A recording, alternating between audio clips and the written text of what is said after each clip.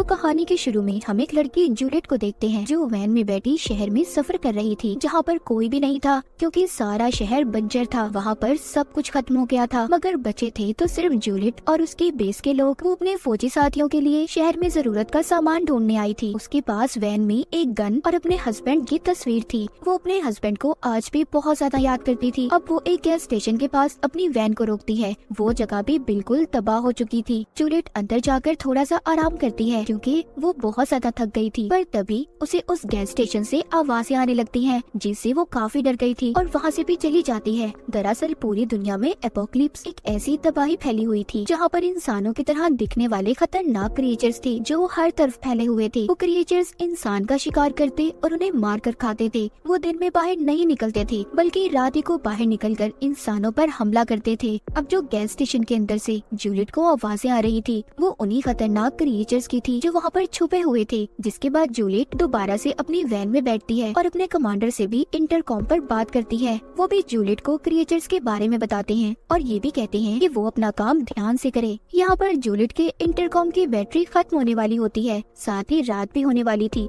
इसीलिए वो अपनी वैन को एक छोटे रास्ते से ले जाने लगती है। थोड़ा आगे जाने पर उसे एक और वैन दिखाई देती है जहाँ पर एक आदमी जख्मी हालत में था। वो जाकर जब उसे देखती है तो वो जूलियट को बताता है कि कल रात मेरे ऊपर एक क्रिएचर ने हमला किया, उसी ने मेरा ऐसा हाल कर दिया है। मैंने उसे अपनी वैन में बंद किया हुआ है, पर वो आदमी बहुत ज्यादा दर्द में था, इसीलिए वो जूलियट को खुद को मारने का कहता है क्योंकि उस आदमी से दर्द बर्दाश्त नहीं हो रहा था। जिसके बाद वो उस जख्मी आदमी की वैन में जाकर उस क्रिएचर को मार देती है और जरूरत का सामान लेकर बाहर आ जाती है। बाहर वो आदमी भी मर गया था। अब बस रात भी होने वाली थी, इसलिए जूलियट जल्दी से अपनी वैन में बैठकर अपनी बेस की तरफ जाने लगती है। जब वो जा रही थी तो रास्ते में वो अपने हस्बैंड जैक की तस्वीर को देखते हुए उसका ध्यान भटक जाता है और उसकी वैन का एक्सीडेंट हो जाता है। तो साथ ही यहाँ से कहानी जाती है पास्ट में, जब सब कुछ ठीक था, जब दुनिया ऐसी नहीं थी। जूलियट को हम एक आर्ट गैलरी में देखते हैं जहाँ पर वो पेंटिंग्स को देख रही थी। वहीं पर वो जैक से पहली बार मिली थी जो उस आर्ट गैलरी का मालिक था। आकर जैक उससे पूछता है क्या तुम्हें वो पेंटिंग पसंद आई, जिस पर वो कहती है हाँ शायद, क्योंकि जूलियट यहाँ पर किसी पेंटिंग को देखने नहीं बल्कि वो तो यहाँ पर फ्री का खाने पीने के लिए आई थी। जैक भी उसकी बातों से समझ गया था कि उसे पेंटिंग्स के बारे में कुछ भी नहीं पता। वो उससे कहती है कि बाहर बारिश हो रही थी, मैं तो बस इसलिए यहाँ पर आई थी। पर जैक उसकी बातें सुनकर कहता है मैं जानता हूँ तुम्हें यहाँ पर गॉड ने भेजा है क्योंकि वो हमें मिलाना चाहते हैं। जिसके बाद वो जूलियट को एक पेंटिंग दिखाता है जिसमें काफी अजीब शक्ल बनी हुई थी। वो कहता है इसे देखो, ये देखकर तुम्हें ऐसा लग रहा होगा कि ये कितनी बुरी है, पर मेरा कहना ये है इसे गौर से देखो, तुम इसकी ऐसी शक्ल पर मत जाओ बल्कि ये देखो इसे कितने खूबसूरत तरीके से बनाया गया है। यानी कि जैक उसे यहाँ पर इंसान की अंदरूनी खूबसूरती के बारे में समझा रहा था। अब अगले दिन जैक जूलियट से फिर मिलता है और उसे अपने घर ले जाता है। घर देखकर हैरान हो गई थी क्योंकि उसका घर बहुत बड़ा और खूबसूरत था। वो दोनों बैठकर बहुत बातें करते हैं जहाँ पर उन्हें पता चलता है कि उन दोनों के माँ बाप नहीं थे। लेकिन थोड़ी देर बाद जूलियट को कुछ अजीब महसूस होता है और वो जाने लगती है क्योंकि उसे जैक का इतना अच्छा रवैया देखकर उस पर शक हो रहा था, इसीलिए वो उसके घर से चली जाती है। जिसके बाद कुछ दिन बाद का सीन दिखाया जाता है। जैक जूलियट को एक बार में देखता है, उसके साथ एक बूढ़ा आदमी था। जैक को ये देखकर बिल्कुल भी अच्छा नहीं लगता। उसे ये जानकर तो और भी ज्यादा बुरा लगता है कि जूलियट ऐसे बुरे लोगों के साथ वक्त सिर्फ पैसे लेने के लिए गुजारती है, इसीलिए वो अब उसका पीछा करता है। वो उसके घर तक आ गया था पर वो देखता है कि कुछ गुंडे जूलियट को तंग कर रहे थे क्योंकि उसने उनके घर का किराया नहीं दिया था। तो ये सब देखकर जैक उसकी मदद करता है, घर के मालिक को किराया देता है और जूलियट से कहता है कि मैं तुम्हारी मदद कर सकता हूँ अगर तुम चाहो तो। पर वो उसकी कोई बात नहीं सुनती और उल्टा गुस्से में उसे अपने घर से जाने का कहती है। काफी दिन ऐसे ही गुजर जाते हैं।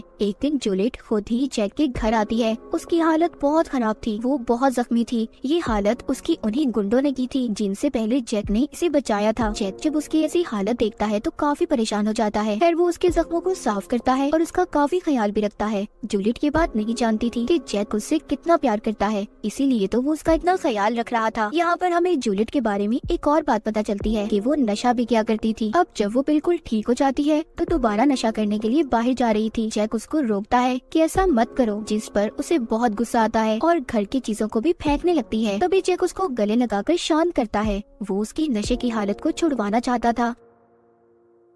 इसीलिए वो उसे शहर से दूर ले जाता है, जहाँ पर वो एक बहुत ही खूबसूरत घर खरीदता है। उन दोनों ने शादी भी कर ली थी और वहाँ पर हंसी खुशी रहने लगे थे। एक दिन जूलियट जैक को खुशखबरी देती है कि वो माँ बनने वाली है, जिससे जैक बहुत खुश होता है। पर जब उनका बच्चा पैदा होता है तो वो मरा हुआ था, जिससे वो दोनों काफी दुखी हो गए थे। जैक इस बात को जानता था कि ये सब जूलियट की नशे वाली आदत की वजह से हुआ है, पर वो उसे कुछ नहीं कहता क्योंकि वो भी बहुत दुखी था। जूलियट फिर से पहले से भी ज्यादा नशा करने लगी थी। वो रात रात भर घर से बाहर रहती थी। जैक जाकर उसे ढूंढ कर लाता और उसका ख्याल रखता था। पर एक दिन जब दोनों गाड़ी में जा रहे थे तो उनके बीच झगड़ा हो जाता है। जूलियट उससे कहती है कि मेरे बच्चे की मौत के जिम्मेदार तुम हो, जिस पर जैक को बहुत गुस्सा आता है और वो गाड़ी से उतरकर एक फैक्ट्री के पास चला जाता है। और जूलियट भी एक बार में आ गई थी। तभी उसे जैक की कॉल आती है, पर वो उसे नहीं उठाती। लेकिन जब वो टीवी पर खबर देखती है जिसमें बताया जा रहा था कि फैक्ट्री के पास एक केमिकल धमाके की वजह से 40 लोग मर गए, तो वो बहुत ज्यादा डर जाती है और जैक के बारे में सोचने लगती है। तभी वो जैक का फोन उठाती है तो एक आदमी उसे बताता है कि जैक की हालत बहुत खराब है और वो हॉस्पिटल में है। जूलियट जल्दी से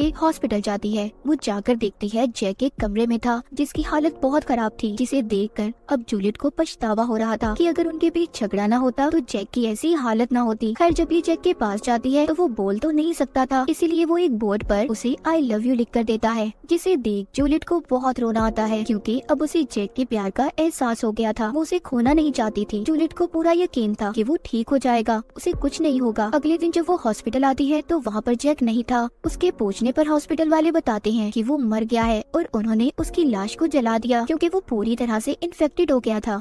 ये सुनकर तो जूलियट अब टूट चुकी थी। वो उसके मरने के बाद जैक की बहुत सी यादों को याद करती है। जैक के जाने के बाद जूलियट अब फिर से बिल्कुल अकेली हो चुकी थी, जिसके बाद हम कहानी को दोबारा से प्रेजेंट में देखते हैं, जहाँ पर जूलियट की वैन का एक्सीडेंट हुआ था। अब आहिस्ता आहिस्ता उसे होश आता है। उसकी टांग वैन में फंसी हुई थी। वो हिलने की कोशिश करती है मगर हिल नहीं पाती। तभी वो अपनी गन को देखती है जो वैन से थोड़ा दूर पड़ी थी। वो एक तार के जरिए उसे अपनी तरफ खींचने की कोशिश करती है पर नहीं खींच पाती। अब वो अपनी टांग को जैसे तैसे कर बाहर निकालती है। उसकी टांग की हड्डी टूट चुकी थी जो अब बाहर निकल रही थी। वो उस पर शराब को डालकर हाथ से उसे अंदर करती है, जिससे उसे बहुत दर्द हो रहा था। पर उसने अपनी टांग पर अब पट्टी बांध ली थी। वो अपनी वैन में मौजूद रेडियो से अपने बेस पर राब्ता करने की भी कोशिश करती है पर उसकी किसी से भी बात नहीं हो पाती। अब वो आहिस्ता आहिस्ता रेंगते हुए बाहर जाती है और जाकर अपनी गन उठा लेती है। तभी वहाँ पर उसके रेडियो के शोर से अजीब सा क्रिएचर आ गया था जो दिखने में बिल्कुल इंसान जैसा था। असल में ये जितने भी ऐसे क्रिएचर्स थे सब पहले इंसान थे, पर उस फैक्ट्री के केमिकल वाले धमाके की वजह से बचने वाले इंसान क्रिएचर्स में बदल गए, यानी वही धमाका जिसमें जैक की भी मौत हुई थी। जूलियट को तभी अपने रेडियो पर भी आवाज आती है। उसके बेस से कोई बोल रहा था, पर अब वो क्रिएचर भी उसकी तरफ आने लगा था क्योंकि रेडियो की आवाज उस क्रिएचर को जूलियट की तरफ खींच रही थी। तभी जूलियट उस रेडियो को अपनी वैन से दूर फेंकती है, जिससे वो क्रिएचर भी रेडियो के पास जाकर उसे उठाकर दूर फेंक देता है। जिसके बाद जूलियट कुछ ट्यूबलाइट्स को भी बाहर फेंकती है जिससे अंधेरे में देखा जा सकता था, ताकि उनकी मदद से रेडियो को ढूंढ सके। उसे रेडियो मिल तो जाता है पर साथ ही उसे क्रिएचर ने भी देख लिया था जो उसका पीछा करने लगता है, जिसे देखकर जूलियट दोबारा से अपनी वैन में आ जाती है और अपनी गन लेकर क्रिएचर का इंतजार करने लगती है। वो पीछे से आकर जूलियट को पकड़ लेता है मगर वो वैन के एक्सीलेटर को दबा देती है, जिससे वो डर गया था और थोड़ा पीछे हो जाता है मगर वो दोबारा से उस पर हमला कर देता है। जूलियट इस बार उस पर अपनी गन से गोली चलाकर उसे दूर करती है। अब उसकी रेडियो पर भी बात हो गई थी। उसके बेस के लोग कहते हैं कि तुम अपनी वैन में लगी ट्रैकिंग डिवाइस को ऑन कर दो जिससे हम तुम्हें ढूंढ लेंगे। वो ऐसा ही करती है। जहाँ पर वो एक तरफ क्रिएचर से बचने की कोशिश कर रही थी तो वहीं पर वो क्रिएचर उसकी वैन के सामने वाले शीशे को तोड़ने में कामयाब हो जाता है और उसकी तरफ बढ़ने लगता है, पर जूलियट जल्दी से हेडलाइट को चला देती है जिससे वो भाग गया था क्योंकि ये क्रिएचर्स ज्यादा रोशनी को बर्दाश्त नहीं कर सकते थे। बाद में वो फिर से रेडियो पर अपने बेस पर बात करती है जिस पर वो उससे कहते हैं कि हम लोग खतरे में फंसे हुए हैं, तुम भी अगर सुबह तक जिंदा रही तो हम तुम्हें बचा लेंगे। ये सुनकर तो जूलियट और ज्यादा डर गई थी। तभी उसे वहाँ पर एक और गाड़ी की आवाज आती है। वो उस गाड़ी को देखकर उन्हें आवाज लगाने लगती है। दरअसल वो चोर और गुंडे थे जो लोगों को मारकर उनके सामान को चुराकर भाग जाते थे। उस गाड़ी में से एक आदमी जब जूलियट की आवाज सुनता है तो उल्टा वो उसे बचाने की बजाय उसे मारने आया था, पर वहाँ मौजूद क्रिएचर उस आदमी को खींचकर मार देता है और खा जाता है, जिससे जूलियट की जान बच गई थी। उस आदमी के बाकी साथी क्रिएचर से डरकर भाग गए थे मगर अब बेचारे जूलियट सब चीजों से बहुत ज्यादा डर गई थी और खुद ही अपनी जान लेने का सोचती है क्योंकि वो क्रिएचर के हाथों नहीं मरना चाहती थी।